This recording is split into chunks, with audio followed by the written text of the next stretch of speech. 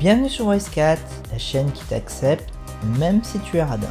Dans cette vidéo, on va voir comment gérer ses finances avec Google Sheets. On va commencer par une gestion budgétaire assez basique, puis on va voir un modèle un peu plus avancé. Avant de commencer, on va analyser quels sont nos objectifs. Et pour ça, je vais vous parler de Bob. Voilà Bob, il vient de trouver son premier job et le but de Bob est de trouver le grand amour. Il est quand même assez prévoyant, il aimerait arriver à constituer un fonds d'urgence, donc pour ça il compte mettre 100 € par mois sur un compte livret A. Et pour préparer petit à petit sa retraite, il se dit qu'il va ouvrir un PEA, donc plan d'épargne en action, et pareil, il va y placer 100 € par mois. Bien entendu, son objectif à court terme, c'est d'arriver à fréquenter Wonder Woman, donc il prévoit un bon budget sorti pour 250 € par mois. À partir de ces éléments, on va essayer de prévoir le budget prévisionnel de Bob. Bob a estimé ces différents éléments financiers. Il a un salaire fixe pour 1600. C'est un youtubeur, il gagne environ 100 € par mois grâce à cette activité. Ensuite, au niveau des dépenses, alimentation, assurance, chauffage, impôts, loyer, un bon budget sortie loisirs, internet, transport, vêtements, enfin le classique quoi. Et ces deux éléments d'épargne, le fonds d'urgence à constituer pour 100 € par mois et le plan d'épargne en action.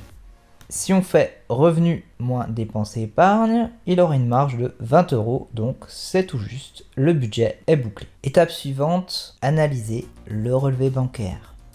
Voilà les dépenses pour les 2 derniers mois de Bob. On va catégoriser ces dépenses par type, c'est-à-dire par les 3 types d'éléments que j'ai dans cette colonne, les revenus, les dépenses et l'épargne. Je vais revenir dans l'onglet relevé bancaire et je vais venir placer une liste déroulante au niveau de la colonne E, donc pour catégoriser mes dépenses par type. Pour ça, je vais aller dans données, validation des données.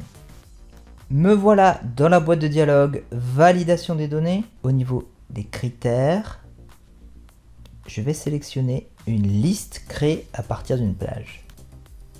Et ma plage va être, je vais retourner dans l'onglet budget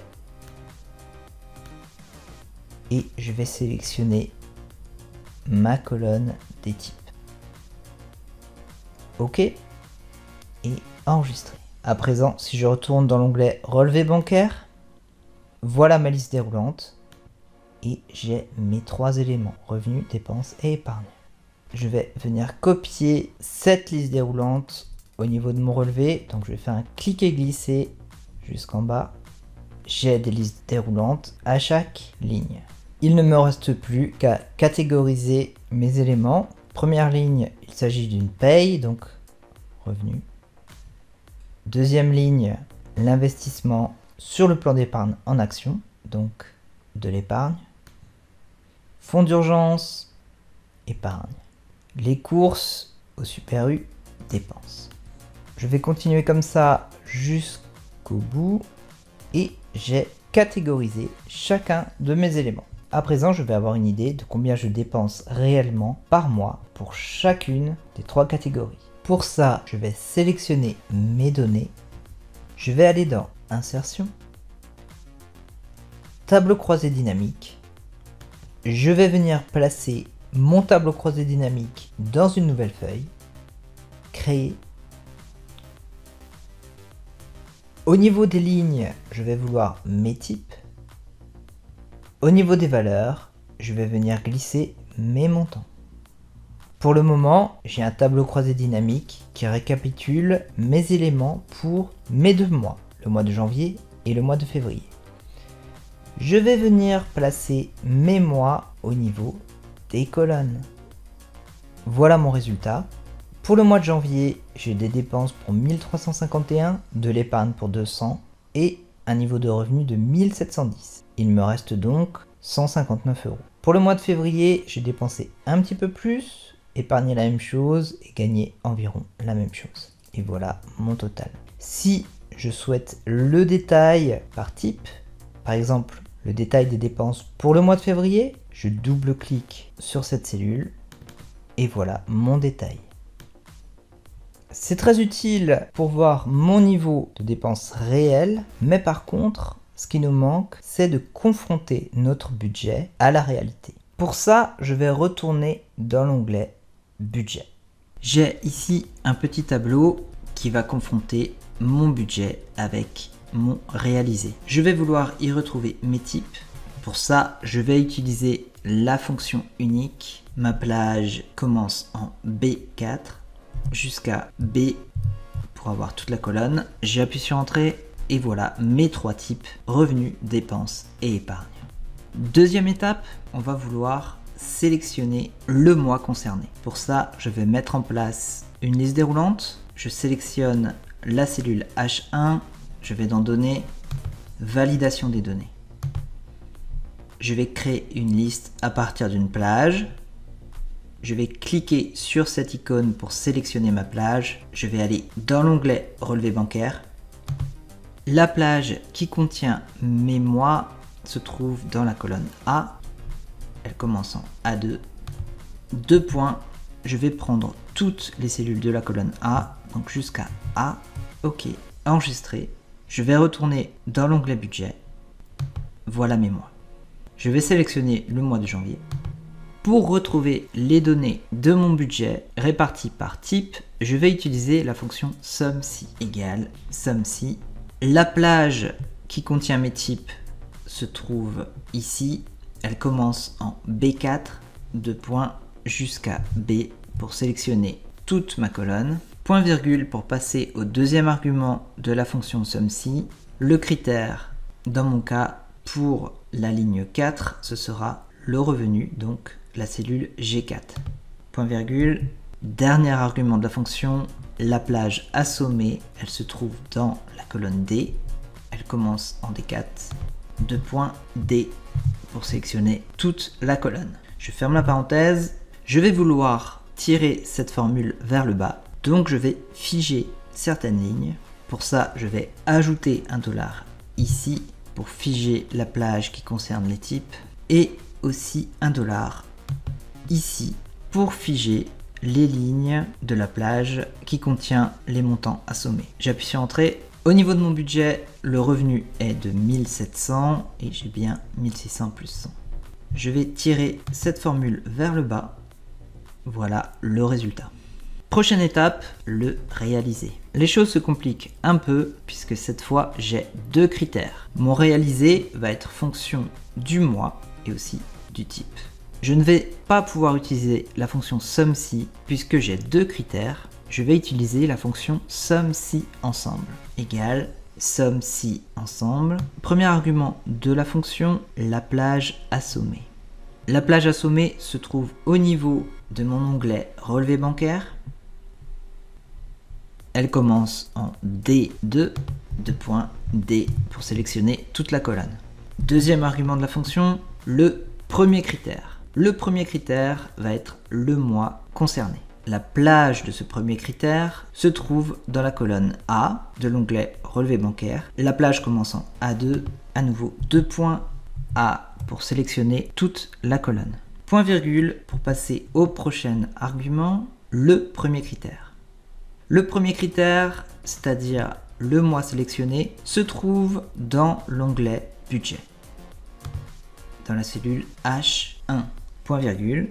Prochain argument, la plage du critère 2. Le deuxième critère est le type de transaction et la plage assommée se trouve au niveau du relevé bancaire dans la colonne E, c'est-à-dire la colonne des types.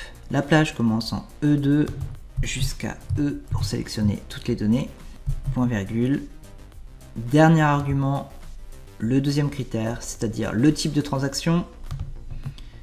Il se trouve au niveau de mon onglet budget, ici, en G4. Je ferme la parenthèse. Premier argument, il s'agit des montants assommés. Ces montants assommés doivent répondre à deux critères. Premier critère, le mois. Et la plage correspondant au mois dans le relevé bancaire se trouve dans la colonne A. Deuxième critère, le type.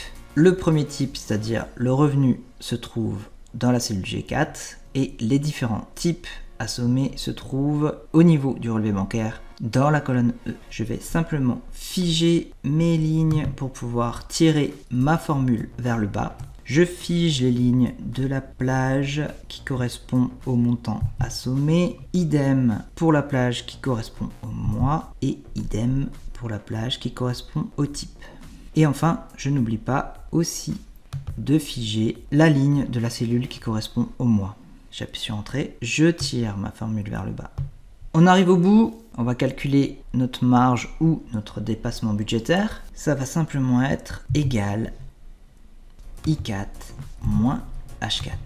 Entrée. Google Sheet me propose automatiquement de copier la formule vers le bas. Je vais accepter cette proposition.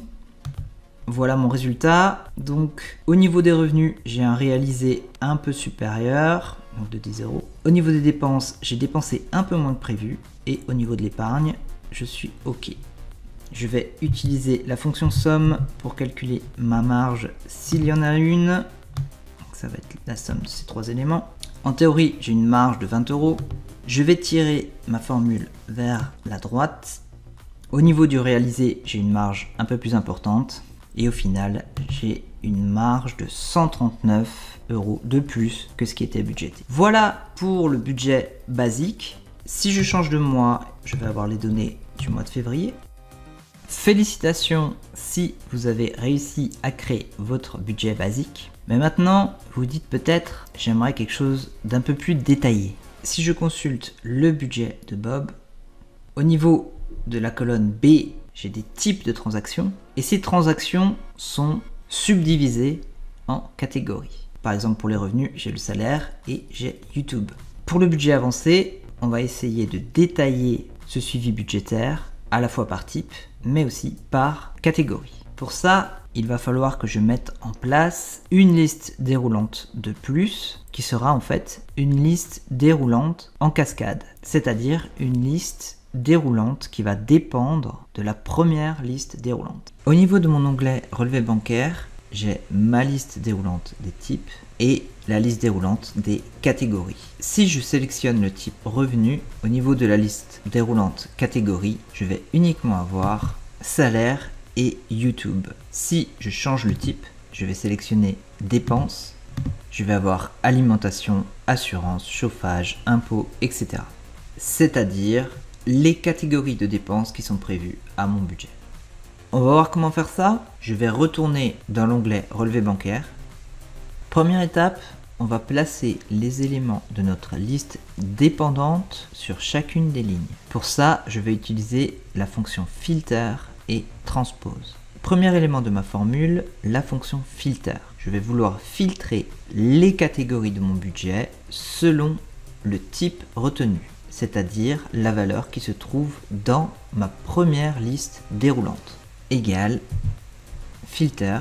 Premier argument, la plage, c'est-à-dire la plage où se trouvent les différentes catégories de mon budget. Ces catégories se trouvent dans l'onglet budget. Au niveau de la colonne C, la plage commence en C4 et je vais sélectionner tous les éléments de la colonne, donc C, point virgule, deuxième argument de la fonction, la première condition, on va faire référence à la plage type, donc qui se trouve juste à côté au niveau de la colonne B, la plage commence en B4, à nouveau je vais sélectionner toute la colonne, donc 2.B, et cette plage doit être égale à la valeur de ma première liste déroulante. Donc égale, je vais retourner dans l'onglet relevé bancaire. Ma première liste déroulante se situe en E2. J'appuie sur Entrée, le résultat est salaire et YouTube. Si je viens changer mon type de transaction, je sélectionne dépenses et j'ai toutes mes catégories de dépenses qui apparaissent. Les éléments ont été placés en colonne, je les souhaite en ligne. Je vais donc ajouter la fonction transpose à ma formule. Je sélectionne la cellule G2, c'est-à-dire la cellule où est placée ma formule initiale.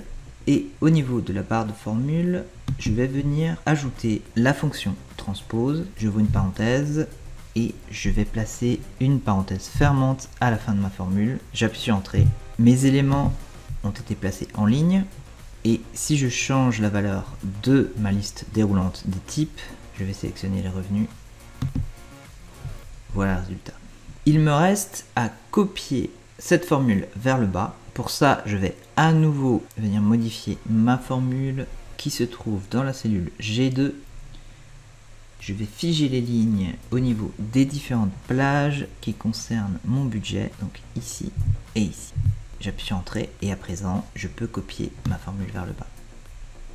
Voilà le résultat pour chacune des lignes de mon budget. Je vais pouvoir placer ma liste déroulante des catégories. Je vais me placer en F2. Je vais aller dans Données, Validation des données. Je souhaite une liste créée à partir d'une plage et ma plage va être, pour cette ligne, ma plage va aller de G2 jusqu'à O2. OK. Et enregistrer. On va voir si ça marche. Dans ma première liste déroulante, j'ai sélectionné le type revenu et au niveau des catégories, j'ai salaire et YouTube. Si je sélectionne épargne par exemple, j'ai bien fonds d'urgence et PEA. J'ai plus qu'à tirer ma liste déroulante vers le bas et à remplir mes différents éléments. Il s'agit d'un salaire ici, PEA, fonds d'urgence, alimentation, etc. Éventuellement, je peux masquer ces colonnes. Je les sélectionne, clic droit, masquer les colonnes G à O. Voilà pour mon relevé bancaire. Au niveau du suivi des dépenses, on va pouvoir avoir un suivi plus fin puisqu'on va pouvoir le détailler par catégorie. Je vais aller dans l'onglet tableau croisé dynamique et je vais modifier la plage qui contient les données de mon relevé bancaire. J'ai rajouté une colonne, elles ne vont plus de A1 à E51. À présent, ma plage va jusqu'à F51 puisque nous avons rajouté la colonne qui contient la liste déroulante des catégories. J'ai l'onglet catégorie qui vient s'ajouter au niveau de l'éditeur de mon tableau croisé dynamique et je vais venir ajouter ce champ au niveau des lignes. J'ai à présent mes dépenses réparties par catégorie. Éventuellement, je peux diminuer le niveau de détail pour revenir au tableau croisé dynamique initial. Dernière étape pour construire ce suivi budgétaire avancé, je vais confronter mon budget prévisionnel aux dépenses réalisées. Pour ça, je vais retourner dans Budget.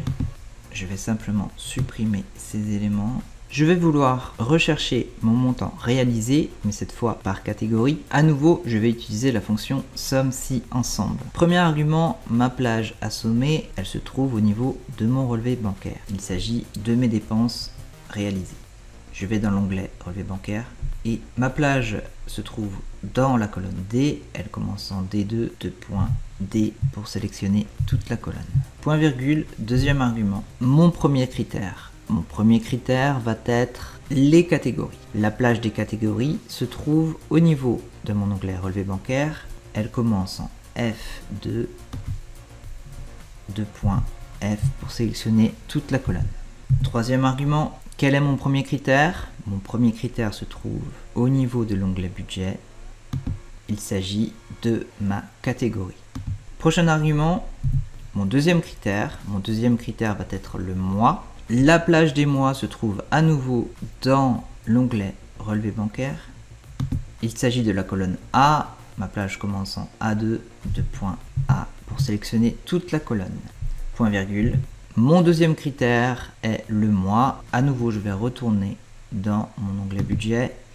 Le mois sélectionné se trouve dans ma liste déroulante des mois, donc en E1. Je ferme la parenthèse. J'appuie sur Entrée pour voir si ça marche. A priori, ça marche. Je vais simplement venir modifier ma formule pour pouvoir la copier vers le bas. Pour ça, je vais devoir figer mes lignes au niveau de mes différentes plages. Donc ici, ici, ici et enfin au niveau du dernier argument puisqu'il s'agit de l'argument cellule qui contient ma liste déroulante des mois. Entrée, je vais copier ma formule vers le bas. On va voir si ça marche, je vais venir changer de mois. Ça a l'air de marcher. Au niveau de la marge ou du dépassement, ça va être égal le réalisé moins le budget. J'appuie sur Entrée. Google Sheet me propose automatiquement de tirer ma formule vers le bas. Je vais accepter cette proposition et il ne me reste plus qu'à sommer. Et voilà pour mon suivi budgétaire avancé. C'est tout pour cette vidéo. Si vous avez des suggestions de vidéos, que ce soit sur Excel, Google Sheet ou Power BI, laissez-moi un commentaire. Et d'ici là, n'oubliez pas que je suis Spreadsheetman.